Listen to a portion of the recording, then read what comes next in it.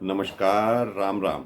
BNA network के YouTube channel पर आपका स्वागत है। मैं हूं कुलभूषण। अगर आप अभी तक हमारे चैनल से नहीं जुड़े हैं तो कृपया चैनल को सब्सक्राइब कर लीजिए।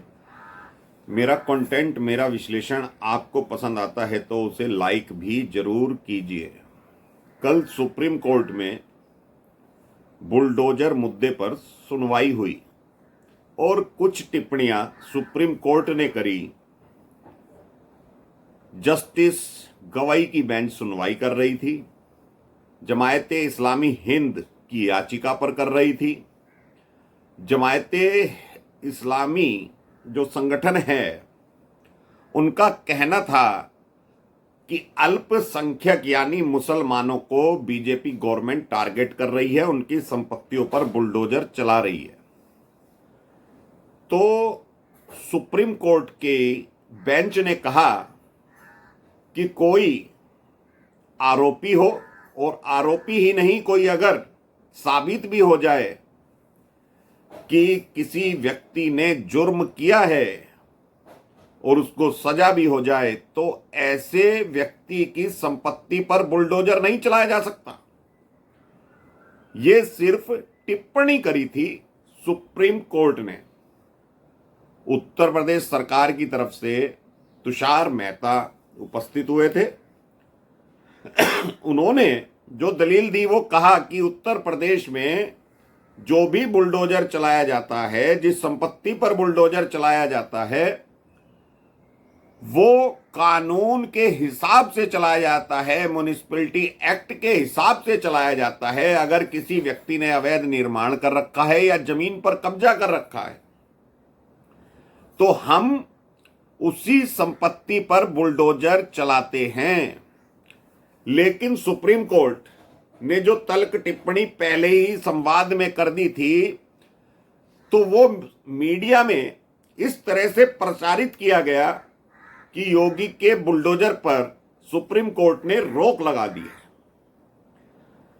तरह तरह की बातें, योगी सरकार पर लोग उंगली उठाने लगे। लोग से मतलब वामपंथी मीडिया और एक प्रकार का गैंग है। हिंदुस्तान के अंदर एक इकोसिस्टम काम करता है जो किसी भी राष्ट्रवादी सरकार को काम करने नहीं देना चाहता।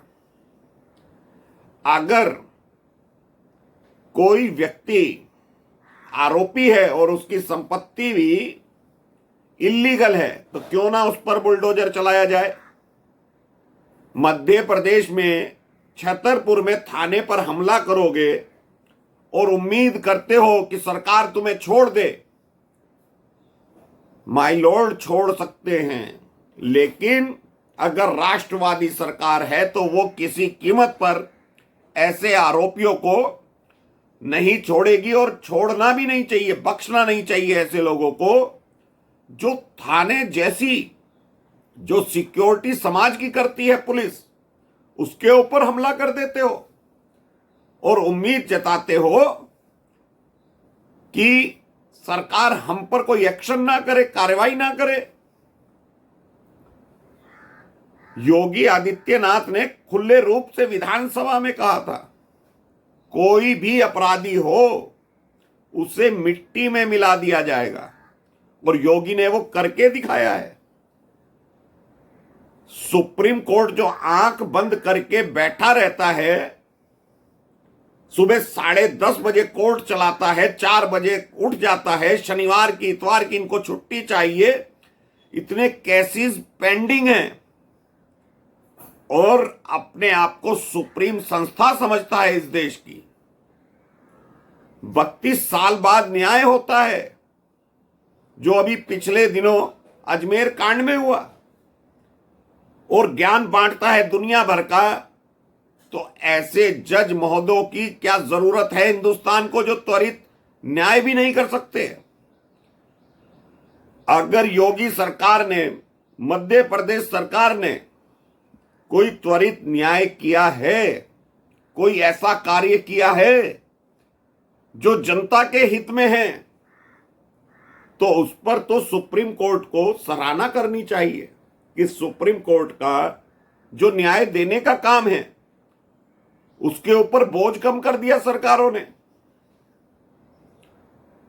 योगी आदित्यनाथ अगर किसी भी अपराधी की संपत्ति पर बुलडोजर चलाते हैं तो पहले उसकी जांच करवाते हैं कि ये जमीन इल्लीगल है या नहीं है, इतनी संपत्ति फला व्यक्ति ने कैसे बटोर ली। आप गांव की जमीन पर कब्जा करोगे, गरीबों की जमीन पर कब्जा करोगे, सरकारी जमीनों पर कब्जा करोगे, तो राष्ट्रवादी सरकार से सुप्रीम कोर्ट के जज ये उम्मीद ना करें कि वो बुलडोजर नहीं चलाएंगे। उत्तर प्रदेश का जो एक्ट बना हुआ है, म्युनिसिपैलिटी एक्ट, उसमें साफ साफ लिखा हुआ है कि कोई भी अवैध निर्माण नोटिस देकर आप ध्वस्त कर सकते हैं। तो कोई भी विकास प्राधिकरण हो, कोई भी नगर पालिका, नगर पंचायत हो, नगर निगम हो, वो इस तरह की कार्यवाही कर सकते हैं। और सबसे पहले तो कानून व्यवस्था वहां की सरकार देखेगी। वो सरकार निर्णय लेगी कि कौन व्यक्ति अपराधी है या नहीं है, किस व्यक्ति ने अवैध संपत्ति बनाई है कि नहीं बनाई है। आप अपराध करके निकल लोगे और पहुंच जाओगे सुप्रीम कोर्ट न्याय मांगने के लिए, तो राष्ट्रवादी सरकार में ऐसा होने वाला हरगिज नहीं है। जज महोदय को भी चाहिए, सुप्रीम संस्था है तो सुप्रीम संस्था बनाकर रखें। किसी के ट्रायल में देरी होती है तो वो जिम्मेदारी जज की भी उतनी होती है कि ट्रायल पूरा क्यों नहीं हुआ। अदालतों की भी जिम्मेदारी उतनी ही होती है। अदालतें कर क्या रही हैं? आप सुप्रीम कोर्ट में बैठकर फटकार लगा देते हो किसी भी संस्था को, ये जानने की कोशिश नहीं करते आखिर ट्रायल में देरी क्यों हो रही है। आखिर मुकदमे तो जज महोदय को ही सुनने हैं ना, तो ट्रायल का समय निर्धारित क्यों नहीं किया जाता। तो जब तुषार मेहता दलीलें दे रहे थे तो सुप्रीम कोर्ट को लगा कि योगी सरकार जो भी बुलडोजर चला रही है वो तर्कसंगत है, कानून के हिसाब से है। जब सीएए कानून लागू करने की बात थी तो लखनऊ में जो दंगे हुए, योगी महाराज ने उनके पोस्टर चिपकवा दिए थे जो दंगाई थे। तो हाई कोर्ट के चीफ जस्टिस निकल कर आए, ऐसा नहीं कर सकते। तो योगी महाराज ने विधानसभा में कानून पारित कर दिया था। तो आज जो योगी महाराज बुलडोजर चला रहे हैं वो अवैध संपत्तियों पर चल रहा है या कुछ लोगों के दिलों पर चल रहा है। कौन है जमायते इस्लामी हिंद? क्या करने गई है सुप्रीम कोर्ट? न्याय मांगने के लिए? क्या इनको यह न्याय दिया जाना चाहिए कि एक आरोपी के लिए, दंगइयों के लिए जाकर खड़े हो जाते हैं? हल्द्वानी की रेलवे की जमीन पर 50 वर्षों से कब्जा कर लिया तो सुप्रीम कोर्ट कहता है पहले इनको दूसरी जगह बसाइए। अगर जज महोदयों की संपत्ति पर कब्जा कर ले कोई व्यक्ति तो क्या जज महोदय जब भी ऐसा ही निर्णय देंगे? और इतना ही लगाव जज महोदयों को इस संगठन से है, इन हरे टिड्डों से है, तो इन्हें अपने घर में शरण दे दें। इनके घर बहुत बड़े बड़े हैं, कई कई बिघों में इनका घर बना हुआ है जज महोदयों का। 100 परिवार अपने घर में शरण दे दें। अतीक अहमद, मुख्तार अंसारी जैसे लोगों की संपत्ति पर बुलडोजर चलता है, विकास दुबे की संपत्ति पर बुलडोजर चलता है और उनकी संपत्ति गरीबों में वितरित कर दी जाती है। तो योगी महाराज कौन सा गलत कार्य कर रहे हैं? अगर मोहन यादव ने छतरपुर की एक घटना पर बुलडोजर चला दिया, पुलिस पर हमला किया, यानी सरकार पर हमला किया, तो सरकार अपने बचाव में कुछ कर सकती है कि नहीं कर सकती? पुलिस पर हमला करना सीधे सीधे राज्य पर हमला करना है।